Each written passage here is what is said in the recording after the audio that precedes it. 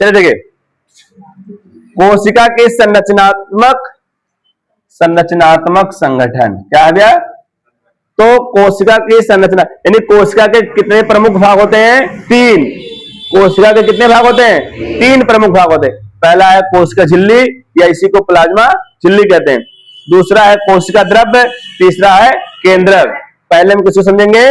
कोशिका झिल्ली को। किसको समझेंगे? कोशिका झिल्ली को। देन इसको समझेंगे, देन इसको समझेंगे। आई बस में सबसे बीच वाला बहुत खतरनाक है, बहुत बड़ा है, इसमें तो सारे कोशिकांग आपके आएंगे। देखिए पतंजलि डस्टर,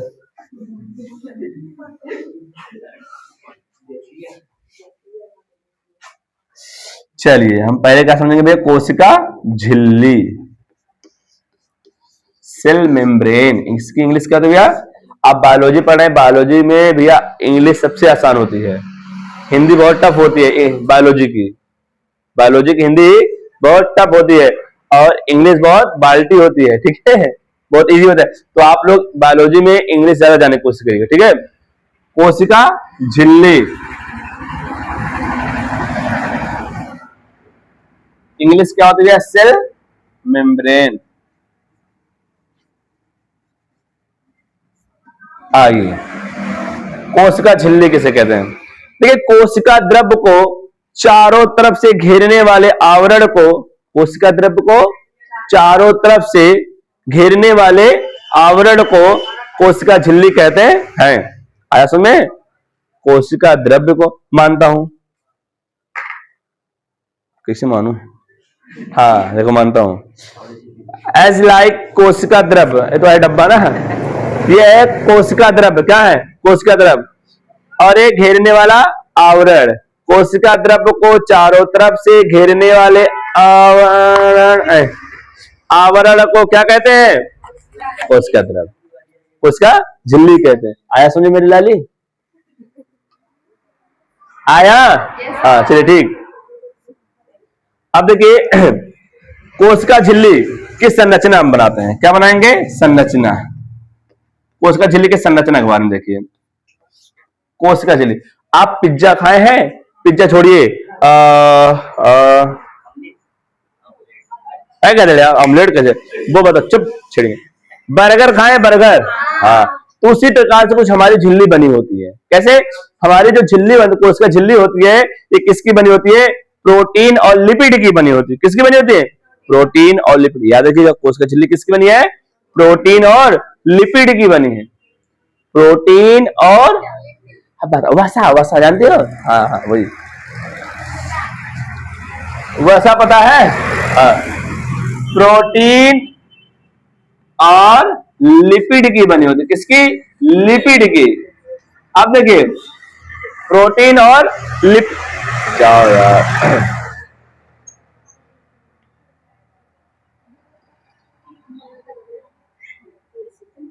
शांत रहिए। अब देखिए लिपिड कैसी होती है भैया? लिपिड 75 सॉरी, कोशिका झिल्ली की मोटाई कितनी होती है भैया? 75 एंगस्ट्रॉम। कितने एंगस्ट्रॉम? 75 एंगस्ट्रॉम। कोशिका झिल्ली की मोटाई कितनी होती है, या फिर कैसे कितनी मोटी होती है? 75 एंगस्ट्रॉम। ये तो समझा। अब कोशिका झिल्ली दिखती कैसे? कोशिका झिल्ली एक जीवित है, जीवित कोशिकांग है। कोशिका नहीं कहते, जीवित कोशिका है, यह जीवित भाग है। कोशिका का जीवित भाग अब कौन है? कोशिका झिल्ली। अब में ये कैसे होती है? दृढ़ होती है। क्या होती है? दृढ़ होती है, मोटी होती है, लचीली होती है। दृढ़, दृढ़ मतलब मजबूत है। दृढ़ होती है, लचीली होती है, मोटी होती है। ये तो समझा? कैसी होती है कोशिका झिल्ली भैया? मोटी होती है, लचीली होती है ना, और कैसी होती है? दृढ़ होती है। क्या होती है? दृढ़ होती है। इतना समझा है? और ये जीवित है। क्या है? जीवित है। आई बात समझे? और सुनिए, कोशिका झिल्ली चाहे वो जंतु कोशिका हो, चाहे वो क्या हो? पौधे की कोशिका, जंतु और पौधों दोनों में पाई जाती है, दोनों में मिलेगी। आई बात में कोशिका झिल्ली आपको जंतु में और पौधों में दोनों में देखने को मिलेगी। आई बात में नहीं है? कोशिका झिल्ली आपको कहां कहां मिलेगी देखने में, चाहे वो जंतु कोशिका हो चाहे वो पौधों की कोशिका हो, वो दोनों में क्या है, कॉमन है। आई बस में। अब सुनिए 75 एंगस्ट्रॉम इसकी मोटाई है। अब मैंने कह रहा हूं कि कोशिका झिल्ली किसकी बनी होती है, प्रोटीन और लिपिड की। मैंने कहा बर्गर खाए है, सैंडविच खाए, सैंडविच सैंडविच या सुनिए देखिए बर्गर, देखिए कैसे होता है, मैं बर्गर बनाती हूं जो भी, ऊपर वाला पाव रोटी, नीचे भी तो पाव रोटी रहता है, ऐसे तो मुंह में पानी ना हो चाहिए। बन गया ना, बनना कि नहीं बनना। अब मान तो इसमें प्याज रखा गया, टमाटर रखा गया है, आयरा वगैरह को रखा गया कि नहीं रखा गया, इसमें चाउमीन डाल देते हैं ना, ये पकड़ो ऐसे ना हो। तो जिस प्रकार से हमारा बर्गर बना होता है ना, उसी प्रकार से हमारी कोशिका झिल्ली भी बनी होती है। यानी ऊपर क्या होता है, ऊपर क्या होता है, प्रोटीन की लेयर होती है, किसकी, प्रोटीन, नीचे प्रोटीन, क्या होती है, प्रोटीन, बीच में लिपिड होती है, क्या होती है, लिपिड, क्या होती है, लिपिड। देखिए नीचे से पाउडर, ऊपर से पाउडर, बीच में खाने वाला मटेरियल होता कि नहीं होता। तो उसी प्रकार से हमारा कोशिका झिल्ली किससे बनी होती है, प्रोटीन और लिपिड। ऊपर यानी कोशिका झिल्ली की ऊपर जो होती है वो किसकी लेयर होगी, प्रोटीन की, नीचे प्रोटीन की, बीच में वसा की या वही कह सकते हैं लिपिड की। अब इसमें देखिए ये जो लिपिड है, लिपिड की जो मोटाई होती है कितना, 45 एंगस्ट्रॉम। कितनी होती है, ये बच्चा 15 एंगस्ट्रॉम ना, ये भी 15 एंगस्ट्रॉम, सब जोड़ देंगे कितना हो जाएगा, 75 रहेगा नहीं, हो जाएगा ना, 15 30 45 75 वर्ग नहीं हुआ, हो गया ना। हाँ आया समझ में। कोशिका झिल्ली प्रोटीन और लिपिड की बनी होती है, लिपिड की बाई लेयर होती है, लिपिड की भी बाई लेयर होती है। अब प्रोटीन की भी देखिए 2 लेयर है कि नहीं है, ऊपर और नीचे लेयर है कि नहीं प्रोटीन, और बीच में भी एक लेयर है, किसका, लिपिड का। आया समझे। यानी कोशिका झिल्ली प्रोटीन और लिपिड की बनी होती है, लिपिड जो होती है बीच में होती है, उसके नीचे और ऊपर प्रोटीन की लेयर होती है। प्रोटीन 15 एंगस्ट्रॉम मोटी होती है, आई बस में, और आपका जो लिपिड होता है, वसा होता है, वो कितने एंगस्ट्रॉम होती है, 45 एंगस्ट्रॉम होती है। आया समझे भैया, आया। चलिए अगला देखिए भैया, एक वैज्ञानिक है, कौन वैज्ञानिक है, एक वैज्ञानिक, उनका नाम है रॉबर्टसन। क्या नाम है, रॉबर्टसन। क्या नाम है, रॉबर्टसन।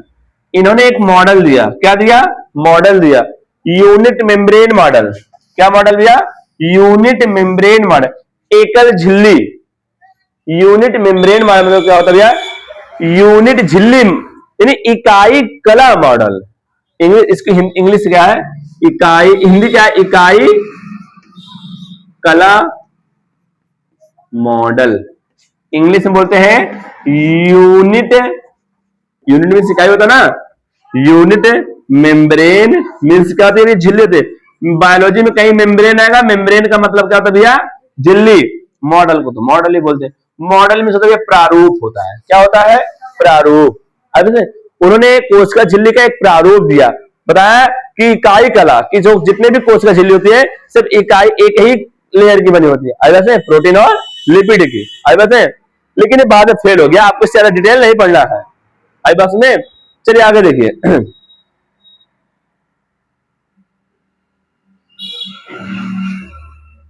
अब देखिए भैया कोशिका कला समझाया। और देखिए ये जो रॉबर्टसन क्या कह रहे थे, जो कोशिका झिल्ली है ये किससे बनी है, इकाई कला से, यानी एक ही आवरण से, मतलब इकाई कला का मतलब होता है एक ही लेयर से बनी है, आई वैसे। और उसने कहा जो विभिन्न प्रकार के कोशिका द्रव्य में कोशिकांग होते हैं, विभिन्न प्रकार के कोशिका द्रव्य में जो कोशिकांग होते हैं, जैसे आपका माइटोकॉन्ड्रिया हो गया, एंडोप्लाज्मिक रेटिकुलम हो गया, और क्या हो गया, और क्या, लाइसोसोम हो गया, गोल्जिकाय हो गया, अंतःप्रदापी जाली झिल्लिका होगी ना, राइबोसोम हो गया, ये सब भी किससे बनी है, यही इकाई कला मॉडल की। ये सब की झिल्ली भी किससे भी बनी है, इकाई कला मॉडल की, वही प्रोटीन लिपिड प्रोटीन। आया समझ में, हाँ इतना समझ आया। झिल्ली के बाद कोशिका झिल्ली समझ में आई, आया कि नहीं, कितने लोग आए हाथ उठाइए, आ गया, ठीक, गुड। चलिए अब कोशिका कला के कार्य देखिए, मतलब कोशिका झिल्ली का काम क्या होता है। ये कपड़ा का काम है बदन को ढकने के लिए। एक उतार तो बदन ढका रहेगा हमारा। अच्छा कुकुर का तो बदन नहीं ढका है, कुत्ता कपड़ा पहनता है, पहनता है तो गाँव में पालते हैं साले ना। टॉमी यू ना, एक मूवी देखो कि नहीं देखे हो। पहले जब हम लोग मनमानुष थे क्या थे, हम लोग ये सब नहीं पहनते थे कपड़ा उपड़ा, बॉडी पे इतने सारे बॉल थे ना, उसे सारे सब चीज ढके रहते थे, हमारे आंख खोक सब। अच्छा आप वो देखें शेर देखें, शेर चिड़ियाघर गए थे ना आप लोग, कहा नहीं गए? जो नहीं गया था उसका पैसा नहीं लगा होगा कि लगा था। कोशिका कला कहिए या कोशिका झिल्ली, शांत रहो, कोशिका कला कहिए या कोशिका झिल्ली कहिए, कोई दिक्कत? हाँ मेरे लाल, चलिए कोशिका झिल्ली करती क्या है। पहला काम देखिए, ये कोशिका कला क्या करती है या कोशिका झिल्ली क्या करती है। ये कोशिका को बाहरी यानी बाहरी वातावरण से सुरक्षा प्रदान करती है। क्या करती है? सुरक्षा प्रदान करती है। बाहर से क्या करती है? सुरक्षात्मक आवरण का कार्य करती है। बाहर से जो बाहरी आवरण है उससे क्या करेगी? सुरक्षात्मक आवरण का कार्य करती है, यानी सुरक्षा प्रदान करती है। आया समझ में? दूसरा पॉइंट देखिए भैया, ये कोशिका कला जो होती है कोशिका को एक निश्चित आकार देती है। क्या देती है? निश्चित आकार। कोशिका को क्या देती है? कोशिका को निश्चित आकार कौन देता है? निश्चित आकार। अगर आपसे बहुविकल्प में पूछ लिया या एक नंबर पूछ लिया कि कोशिका को निश्चित आकार कौन प्रदान करता है, कोशिका द्रव्य, कोशिका झिल्ली, कोशिकांग, इनमें से कोई नहीं। कौन प्रदान करता है? कोशिका झिल्ली। यानी कोशिका को निश्चित आकार कौन प्रदान करता है बाबू? कोशिका झिल्ली। कोशिका झिल्ली का और एक काम क्या है? सुरक्षा प्रदान करना। भाई जिस प्रकार हम कपड़े पहने हैं ये हमें ठंडी गर्मी ना इसे बचा रहा कि नहीं बचा रहा, उसी प्रकार बाहरी आवरण से सुरक्षा कौन प्रदान करता है? कोशिका झिल्ली। कोशिका को बाहरी आवरण सुरक्षा कौन प्रदान करता है? कोशिका झिल्ली। चलिए अगला देखिए, तीसरा क्या भैया? कोशिका के अंदर आने जाने या बाहर से या अंदर से आने जाने वाले में क्या करता है? एक पथ का रास्ता काम करता है। या कैसे? अब अगला देखिए, हम बता रहे हैं कोशिका झिल्ली वर्णात्मक, इसका मतलब हम बता रहे हैं वर्णात्मक पारगम्य होती है। क्या होती है? वर्णात्मक पारगम्य, सेलेक्टिव परमिएबल होती है। क्या होती है? Selective permeable. अब इसका क्या मतलब होता है मैं तुरंत बताता हूं। अब इसमें वर्णात्मक, चयनात्मक, पारगम्य, यानी कोशिका देखिए इधर देखो, लुक द हेयर ना, ये कोशिका है, ये कोशिका और है ना। ये कोशिकाओं से भाई अगर कोई कोशिका इस कोशिका पर इस कोशिका में जाना है, इसमें से इसमें जाना है। अच्छा मान लो हमारे घर के बगल एक घर है, इधर भी एक घर है, हमारी मम्मी क्या है? चयनात्मक पारगम्य, जहां कहा वहीं जाया भैया। आई बात समझे? वैसे कोशिका झिल्ली भी है वर्णात्मक पारगम्य। अब समझ आया कि नहीं? घरेलू वाला, जैसे मम्मी कहे बेटा चिथरुआ घरे न जाए, मगरुआ घरे जाए, तेरे पापा से लड़ाई भर रहा, पापा से लड़ाई भर यानी नुकसान पहुंचाया, यानी वो जो नुकसान पहुंचाएगा वो अपने अंदर आने नहीं देगा।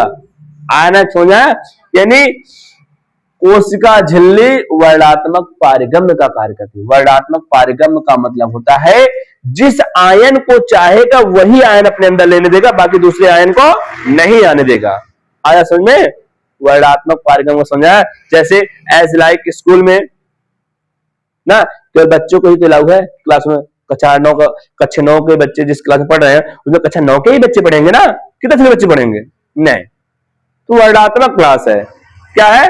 सिलेक्टिव परमिएबल क्लासरूम है। आई बात सुनने, उसमें 9th के ही बच्चे पढ़ सकते, 10th के बच्चे नहीं, और आप 9th के बच्चे 10th में नहीं जा सकते। आई बात सुनने। हाँ, तो कोशिका झिल्ली क्या होती है? सेलेक्टिव परमिएबल वर्णात्मक पारगम्य होती है। जिस अणुओं या आयनों को चाहेगा वही अणु या आयन आएगा, दूसरा अणु या आयन नहीं आएगा। कोई दिक्कत? चलिए और सुनिए, एक चीज और सुनिए। अब देखिए कोशिका झिल्ली के अंदर या बाहर, अरे देखिए एक कोशिका के अंदर से दूसरे कोशिका के अंदर कोई अणु आ जा रहे हैं ना, एक माध्यम से आते जाते हैं, उस माध्यम को हम लोग बोल देते हैं विसरण बोल देते हैं। क्या बोल देते हैं? विसरण। और सुनिए दूसरा क्या है? दूसरा क्या है? हाँ अब सुनिए, और एक क्या है? प्रासरण है। क्या है मेरे लाल? प्रासरण। विसरण क्या होता है? विसरण को इंग्लिश बोलते हैं डिफ्यूजन। क्या बोलते हैं? डिफ्यूजन। क्या बोलते हैं? डिफ्यूजन। इसको बोलते हैं ऑस्मोसिस बोलते हैं। क्या बोलते हैं मेरे लाल? ऑस्मोसिस बोलते हैं। क्या बोलते हैं? ऑस्मोसिस। विसरण समझिए, विसरण क्या होता है? देखिए कोई भी अणु हो, अणुओं का अधिक सांद्रता से कम सांद्रता की ओर जाने की प्रक्रिया क्या कहते हैं? क्या कह देते हैं? विसरण कह देते हैं। आई बात है? यानी कोई अणुओं का अधिक सांद्रता से कम सांद्रता की ओर जाने की क्रिया क्या? जैसे अगरबत्ती सुलगाते हो ना, अगरबत्ती घर में एक जहां सुलगाया गया है, कहां पे?